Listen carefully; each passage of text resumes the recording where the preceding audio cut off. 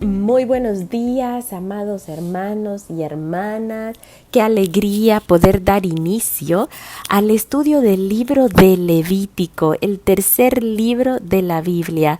Los israelitas están aquí, en el monte Sinaí, al pie de este monte. El tabernáculo se ha terminado de construir, así que el pueblo pasará algún tiempo aquí, mientras Dios les enseña esa nueva vida que ellos obtendrán a través de las instrucciones que Dios les dará. Porque recordemos que Dios sí los había sacado de Egipto, pero ahora era necesario sacar a Egipto de ellos, pues se habían acomodado a muchas costumbres de Egipto. Sus hábitos estaban relacionados con Egipto. Su adoración estaba partida entre dioses de Egipto y el Dios vivo. Así que era necesario que Dios los pasase por ese tiempo de instrucciones y así que ellos pudiesen comprender el gran peso del pecado, de la idolatría, y cómo esto podía venir a prevenirlos de cumplir el propósito que Dios tenía con ellos, de modo que ellos se convirtiesen en ese ejemplo para diferentes pueblos de la tierra. Así que estaban allí esperando y recibiendo esas instrucciones, las cuales vinieron a centrarse en un tema principal, que es el de la santidad. Por tanto, el Señor llamó a Moisés y le habló desde el tabernáculo de reunión.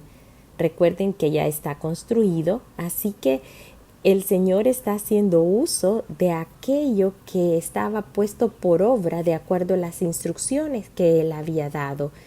Los hijos de Israel estaban en este momento expectantes de lo que Dios iba a decirles, y el mensaje que Dios les envía es acerca de la adoración, acerca de el ofrecer sacrificios de alabanza, sacrificios de adoración al Señor.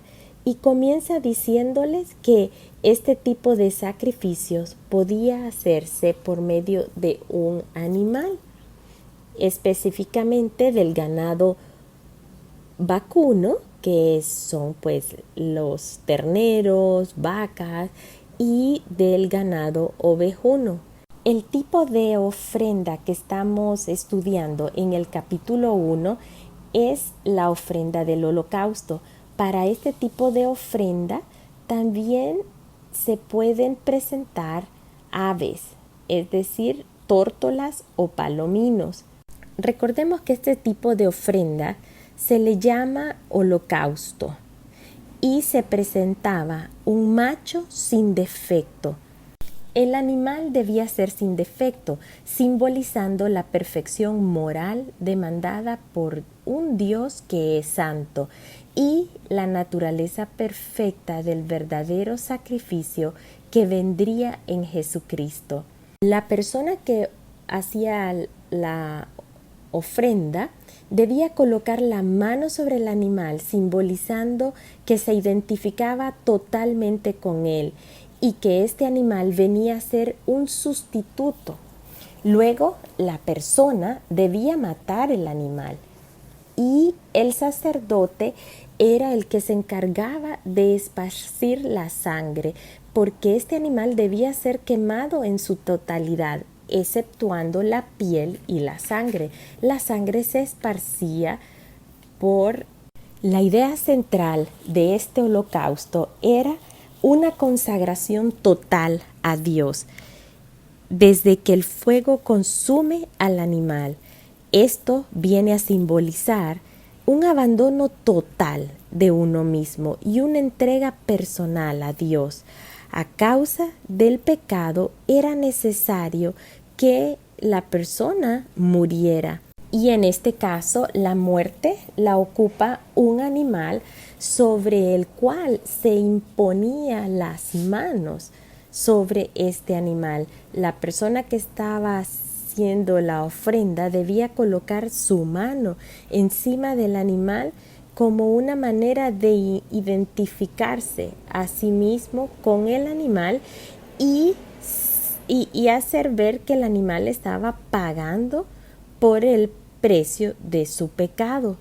Así que ponían manos sobre, y esto simbólicamente representaba que el animal verdaderamente era un sustituto y se presionaba fuertemente las manos sobre él. Así que la persona que estaba ofrendando estaba decidida a consagrarse a Dios. Todos estos sacrificios de animales señalaban la muerte de Cristo. Cristo permite nuestra consagración total al Señor, ya que quita todo pecado que nos había separado de Él. Así que al Cristo morir en esa cruz, fue consumado por completo este sacrificio. Hebreos 10 del 10 al 12 nos dice: en esa voluntad somos santificados mediante la ofrenda del cuerpo de Jesucristo, hecha una vez para siempre. Ciertamente todo sacerdote está día tras día ministrando y ofreciendo muchas veces los mismos sacrificios que nunca pueden quitar los pecados. Pero Cristo, habiendo ofrecido una vez para siempre un solo sacrificio por los pecados, se ha sentado a la diestra de Dios. Así que, mis amados hermanos y hermanas, este sacrificio solo fue una vez y no debe de repetirse, no es necesario, porque la sangre de Cristo cubrió, pagó todo el precio del pecado, la deuda que nosotros habíamos adquirido. Ninguno de nosotros podemos hacer algo perfecto delante de los ojos de Dios como para poder cumplir con esa deuda del pecado. Así que cada uno de los sacrificios que se hacían eran un recordatorio de los pecados del pueblo, porque nos dice Hebreos 10:4 que la sangre de los toros y de los machos cabríos no puede quitar el pecado. Así que esto solo era una solución temporal, mientras venía la solución real y permanente, que era Jesucristo derramado allí en ese altar del holocausto, que para él fue esa cruz por medio de la cual nosotros podemos venir a tener cercanía con Dios.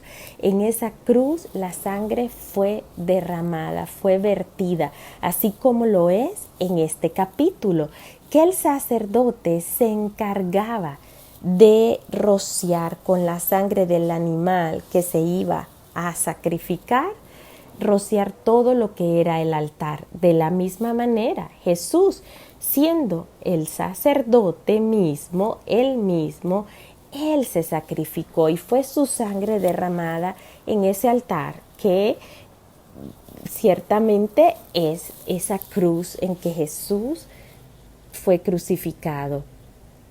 Jesús vino y pagó nuestra deuda de pecado totalmente. Así que nosotros tenemos que estar conscientes del gran amor que llevó a Jesús a hacer ese tremendo sacrificio por nuestra libertad. Así que nosotros no solo tenemos un sacrificio perfecto en el Cordero de Dios, pero también tenemos un sumo sacerdote perfecto. Este sumo sacerdote es el que se presenta delante de Dios, intercede delante de Dios por cada uno de nosotros. Cristo se sometió completamente a la voluntad del Padre y fue a nuestro favor. Dice 1 Corintios 6:20: pues habéis sido comprados por precio, glorificad pues a Dios en vuestro cuerpo.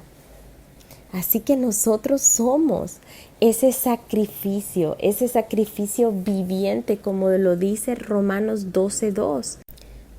Por lo tanto, hermanos, os ruego por las misericordias de Dios que presentéis vuestros cuerpos como sacrificio vivo, santo, agradable a Dios, que es vuestro verdadero culto. No os conforméis a este mundo, sino transformaos por medio de la renovación de vuestro entendimiento para que comprobéis cuál es la buena, agradable y perfecta voluntad de Dios. Así que el Señor nos da una posición delante de Él. Hemos de vivir juntos, vidas justas delante de Él, siendo uno en Él. Y así, de esta manera, cada uno de nosotros nos convertimos en un sacrificio para el Señor, en un sacrificio de adoración, por medio de cada una de nuestras acciones diarias y experiencias. Efesios 5:2 nos dice: andad en amor, como también Cristo nos amó y se entregó a sí mismo por nosotros, ofrenda y sacrificio a Dios en olor fragante. Así que los sacrificios vivos que nosotros podemos presentar al Señor es a nosotros mismos, es entregarnos nosotros mismos y así llegar a ser un aroma fragante a Dios, en lugar de esa pestilencia que produce el pecado y la muerte. El aroma que debe emanar de nosotros hacia el Señor es una dulce fragancia de Jesús. Y así como ese fuego consumía toda la ofrenda, así mismo nosotros enteros debemos ser consumidos por la voluntad de Dios. En resumen, podemos decir que el capítulo 1 trata sobre la consagración total a Dios, el pertenecerle totalmente a Él. Y esto pues está bien relacionado con lo que es la adoración. ¿Y qué nos dice la palabra en Juan 4? En ese encuentro maravilloso que tuvo Jesús con la mujer samaritana, le dice que Dios lo que busca son adoradores que le adoren en espíritu y verdad. ¿Y qué es lo que significa adoración? Adoración en el griego se dice proskuneo y significa postrarse delante o arrodillarse lentamente. Así que la adoración es una actitud del espíritu. La verdadera adoración tiene que ver con lo más profundo de nuestro ser. Y para ello, para poder adorar de esa manera, tenemos que nacer de nuevo, ya que es el Espíritu Santo habitando dentro de nosotros el que nos guía en una adoración que pueda responder al amor inmenso de Dios por nosotros. Es necesario que el Espíritu Santo habite dentro de nosotros, porque nadie conoce las cosas de Dios sino el Espíritu de Dios. Así que el Espíritu Santo dentro de nosotros da vida a la adoración y esta es necesaria para glorificar al Señor. Esta adoración o consagración requiere de una mente que esté enfocada en el Señor y dispuesta a ser renovada por la verdad de Dios. Por eso es que Romanos 12:1-2 dice eso: presentar vuestros cuerpos en sacrificio vivo, santo y agradable a Dios, que es vuestro culto racional. No os conforméis a este siglo, sino transformaos por medio de la renovación de vuestro entendimiento. Y solo podemos adorar en el Espíritu si tenemos un corazón puro, abierto y arrepentido. El rey David es un ejemplo de esta adoración, pero sucede que en el momento en cuanto él se llena de culpa por el pecado con Betsabé, él se da cuenta que ya no podía adorar, que ya no salía esa adoración que emanaba desde sus entrañas. Y él había percibido que Dios había apartado su espíritu de él. De hecho, en el Salmo 51 lo dice, y lo dice con mucho sentimiento: no apartes tu espíritu de mí. Y luego dice: vuélveme el gozo de tu salvación y tu espíritu noble me sustente. Así que David había entendido muy bien que la manera de poder permanecer en esa presencia, consagrado al Señor, santificado al Señor era por este medio. Y luego tenemos que el mismo Señor busca adoradores que le adoren en espíritu, como hemos visto, pero también en verdad. Y es que es cierto, no podemos amar y adorar a quien no conocemos. La adoración es una expresión de alabanza, es una respuesta al amor de Dios desde lo más profundo de nuestros corazones. Y todo esto solo se puede comprender a través de su palabra. Si no tenemos la palabra del Señor, no podemos conocer a Dios. Y sin conocerlo, sin experimentarlo, ¿cómo vamos a poder adorarle? Así que mis amados hermanos y hermanas, esta es una palabra que nos ha expresado cuál fue ese sacrificio que Jesús hizo y cuál era la importancia de hacerlo. Era el único camino, sigue siendo el único camino. Él fue una persona sin defecto, así como ese cordero debía ser sin defecto. Y esto lo que enseña es la reverencia ante un Dios que es santo. Y todo lo que estaba ahí tenía que ser santo. Todo lo que estaba en el tabernáculo debía ser santo. Así que estos animales debían ser sin defectos para expresar esa santidad. Dios deseaba mostrarles y llevarlos de la mano a una obediencia total por medio de esperar de ellos esa sumisión a las leyes de Dios. Y aquí el ejemplo que vemos por medio de estos sacrificios es también que podemos reconocer el costo del pecado, que aquí pues por solo un corto tiempo venía a ser saldado por el animal, el valor del animal. Así que todos estos sacrificios nos están enseñando un estilo de vida muy diferente, tanto a nosotros como al pueblo hebreo, pues están siendo limpiados de todas esas costumbres, hábitos, prácticas de paganismo en Egipto, y se está restaurando y se está estableciendo la adoración verdadera a Él, una adoración genuina. Así que por medio de este sacrificio del holocausto se mostraba la fe en Dios y era un compromiso a la obediencia de las leyes. Y este sacrificio pues vemos que era un olor grato, aceptado por el Señor.